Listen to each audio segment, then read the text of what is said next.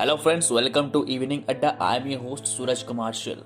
दोस्तों, आज हम बात करने वाले हैं जगन्नाथ मंदिर के बारे में, अर्थात पुरी के भगवान प्रभु जगन्नाथ के बारे में। इससे पहले भी हमने जगन्नाथ मंदिर और प्रभु जगन्नाथ को लेकर कई सारे वीडियोस बनाए हैं। अगर आपको वो वीडियोस देखनी है तो आप डिस्क्रिप्शन में दिए गए लिंक पर क्लिक करके वो वीडियोस अवश्य देख सकते हैं। तो ये हमारा वीडियो पार्ट 2 है और इस वीडियो पार्ट 2 में हम आपको जगन्नाथ पुरी या जगन्नाथ मंदिर के बारे में विस्तृत जानकारी देंगे। इस वीडियो को देखने के बाद आप पुरी जगन्नाथ के बारे में सारी बातों को जान जाएंगे, जिससे आपको वहां पर जाने में या फिर सिटी टूर करने में बहुत ही आसानी होगी। तो आइए शुरू करते हैं। पुरी का श्री जगन्नाथ मंदिर एक हिंदू मंदिर है जो भगवान जगन्नाथ को समर्पित है। ये भारत के उड़ीसा राज्य के तटवर्ती शहर पुरी में स्थित है। जगन्नाथ शब्द का अर्थ जगत के स्वामी होता है। इनकी नगरी ही जगन्नाथपुरी या पुरी कहलाती है। इस मंदिर को हिंदुओं के 4 धाम में से एक गिना जाता है। यह वैष्णव संप्रदाय का मंदिर है जो भगवान विष्णु के अवतार श्री कृष्ण को समर्पित है। इस मंदिर की वार्षिक रथ यात्रा उत्सव प्रसिद्ध है। इसमें मंदिर के तीनों मुख्य देवता भगवान जगन्नाथ, उनके बड़े भाई बलभद्र और भगिनी सुभद्रा अर्थात बहन, तीन अलग अलग भव्य और सुसज्जित रथों में विराजमान होकर नगर की यात्रा को निकलते हैं। श्री जगन्नाथपुरी पहले नील माधव के नाम से पूजे जाते थे, जो भील सरदार विश्वासु के आराध्य देव थे। अब से लगभग हजारों वर्ष पूर्व भील सरदार विश्वासु नील पर्वत की गुफा के अंदर नील माधव जी की पूजा किया करते थे। मध्यकाल से ही यह उत्सव अतीत हर्षोल्लास के साथ मनाया जाता था। इसके साथ ही यह उत्सव भारत के ढेरों वैष्णव कृष्ण मंदिरों में मनाया जाता है एवं यात्रा निकाली जाती है। यह मंदिर वैष्णव परंपराओं और संत रामानंद से जुड़ा हुआ है। यह गौड़ीय वैष्णव संप्रदाय के लिए खास महत्व रखता है। इस पंथ के संस्थापक श्री चैतन्य महाप्रभु भगवान की ओर आकर्षित हुए और कई वर्षों तक पुरी में भी रहे थे। इस मंदिर के बारे में अगर बात करें तो इसमें मुख्य भगवान जो है वो जगन्नाथ है। ये पुरी के उड़ीसा के पुरी में है। जो वास्तुकला का विवरण है उसमें कलिंग जो वास्तुकला है इसमें मंदिर का निर्माण हुआ है। निर्माता कलिंग राजा अनंत वर्मन चौड़गंग देव जीर्णोद्वार करने वाले 1174 ईस्वी में उड़ीसा के शासक अनंग भीमदेव ने किया था। मंदिर की स्थापना 12वीं शताब्दी में हुई थी। मंदिर का उद्गम की बात करें तो गंग वंश के हाल ही में अन्वेषित ताम्र पत्रों से यह ज्ञात हुआ कि वर्तमान मंदिर के निर्माण कार्य को कलिंग राजा अनंत वर्मन चौड़गंग देव ने आरंभ कराया था। मंदिर के जगनमोहन और विमान भाग इनके शासन काल में बने थे। फिर सन 1176 में जाकर ओडिशा शासक अनंग भीमदेव ने इस मंदिर को वर्तमान रूप दिया था। मंदिर के जगन्नाथ अर्चना सन 1558 तक होती रही।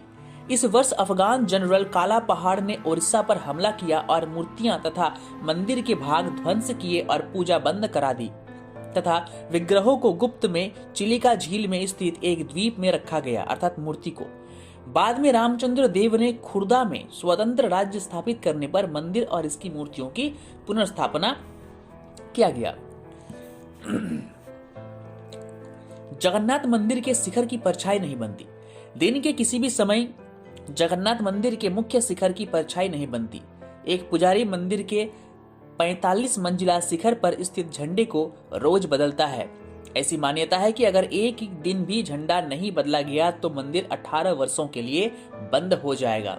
आमतौर पर दिन में चलने वाली हवा समुद्र से धरती की ओर चलती है और शाम को धरती से समुद्र की ओर।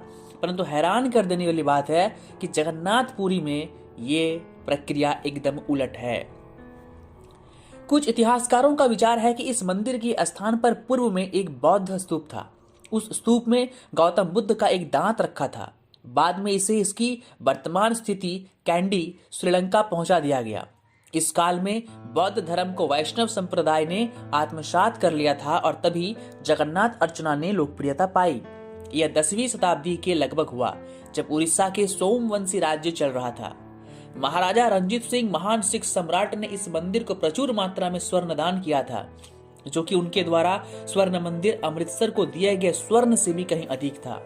उन्होंने अपने अंतिम दिनों में यह वसीयत भी की थी कि विश्व प्रसिद्ध कोहिनूर हीरा, जो विश्व में अब तक सबसे मूल्यवान और सबसे कीमती हीरा है, इस मंदिर को दान कर दिया जाए। लेकिन यह संभव न हो सका क्योंकि उस समय तक ब्रिटिश ने पंजाब पर अपना अधिकार करके उनकी सभी शाही संपत्ति जब्त कर ली थी, वरना कोहिनूर हीरा भगवान जगन्नाथ के मुकुट के सान होता। मंदिर का बृहद क्षेत्र 4 लाख वर्ग फुट में फैला हुआ है और 4 दीवारी से घिरा हुआ है। कलिंग शैली के मंदिर स्थापत्य कला और शिल्प के आश्चर्यजनक प्रयोग से परिपूर्ण यह मंदिर भारत के भव्यतम स्मारकों स्थलों में से एक है। मुख्य मंदिर वक्र रेखीय आकार का है, जिसके शिखर पर विष्णु जी का सुदर्शन चक्र मंडित है। इसे नील चक्र भी कहते हैं। यह अष्टधातु से निर्मित है और अति पावन और पवित्र माना जाता है। मंदिर का मुख्य ढांचा लगभग 65 मीटर ऊंचे पाषाण चबूतरे पर बना है। इसके भीतर आंतरिक गर्भगृह में मुख्य देवी देवताओं की मूर्तियां स्थापित हैं। यह भाग इसे घेरे हुए अन्य भागों की अपेक्षा अधिक वर्चस्व वाला है। मुख्य मणि यानी भवन जो है वो 6.1 मीटर ऊंची दीवार से घिरा हुआ है तथा दूसरी दीवार मुख्य मंदिर को घेरती है। भगवान जगन्नाथ, बलभद्र और सुभद्रा इस मंदिर के मुख्य देव हैं। इनकी मूर्तियां एक रत्न मंडित पाषाण चबूतरे पर गर्भगृह में स्थापित हैं। इतिहास अनुसार इन मूर्तियों की अर्चना मंदिर निर्माण से कहीं पहले से की जाती रही है। संभव है कि यह प्राचीन जनजातियों द्वारा भी पूजित रही है। यहाँ विस्तृत दैनिक पूजा अर्चनाएं होती है। यहाँ कई वार्षिक त्योहार भी आयोजित होते हैं जिनमें सहस्त्र लोग भाग लेते हैं। लेकिन सबसे महत्वपूर्ण जो त्योहार है वो है रथ यात्रा, जो आषाढ़ शुक्ल पक्ष की द्वितीया को तदनुसार लगभग जून या जुलाई माह में आयोजित होती है। इस उत्सव में तीनों मूर्तियां को अति भव्य और विशाल रथों में सुसज्जित होकर यात्रा पर निकलते हैं। यह यात्रा 5 किलोमीटर लंबी होती है। इसे लाखों लोग इसमें शामिल होते हैं। वर्तमान मंदिर की बात करें तो आधुनिक काल में यह मंदिर काफी व्यस्त और सामाजिक एवं धार्मिक आयोजनों का प्रकार में व्यस्त है। जगन्नाथ मंदिर का एक बड़ा आकर्षण यहाँ की रसोई है। यह रसोई भारत के सबसे बड़ी रसोई के रूप में जानी जाती है। इस विशाल रसोई में भगवान को चढ़ाने वाले महाप्रसाद को तैयार करने के लिए 500 रसोइये तथा उनके 300 सहयोगी काम करते हैं। इस मंदिर में प्रविष्ट प्रतिबंधित है। इसमें गैर हिंदू लोगों का जाना वर्जित है। पर्यटकों की प्रविष्टि भी वर्जित है। वे मंदिर के अहाते और अन्य आयोजनों का दृश्य निकटवर्ती रघुनंदन पुस्तकालय की ऊंची छत से अवलोकन कर सकते हैं। इसके कई प्रमाण हैं कि यह प्रतिबंध कई विदेशियों द्वारा मंदिर और निकटवर्ती क्षेत्रों में घुसपैठ और श्रेणीगत हमलों के कारण लगाए गए हैं। बौद्ध एवं जैन लोग मंदिर प्रांगण में आ सकते हैं, बशर्ते कि वे अपनी भारतीय वंशावली का मूल प्रमाण दे पाएं। मंदिर ने धीरे धीरे गैर भारतीय मूल के लोग लेकिन हिंदू लोगों को प्रवेश क्षेत्र में स्वीकार करना आरंभ किया है। एक बार 3 बाली के हिंदू लोगों को प्रवेश वर्जित कर दिया गया था, जबकि बाली की लगभग 90% जनसंख्या हिंदू है। तब निवेदन करने पर भविष्य के लिए इसमें स्वीकार किया गया। तो दोस्तों, ये जो जानकारी थी ये पार्ट 2 में थी। पार्ट 1 का वीडियो आप देख लीजिए। पार्ट 2 के वीडियो में आपको जो मिलेगा वो पार्ट 1 के वीडियो में नहीं है। तो दोस्तों, ये था जगन्नाथपुरी मंदिर का इतिहास। इसमें हमने आपको वो विवरण दिए हैं जो विवरण आपको हमने पार्ट 1 में नहीं दिए हैं।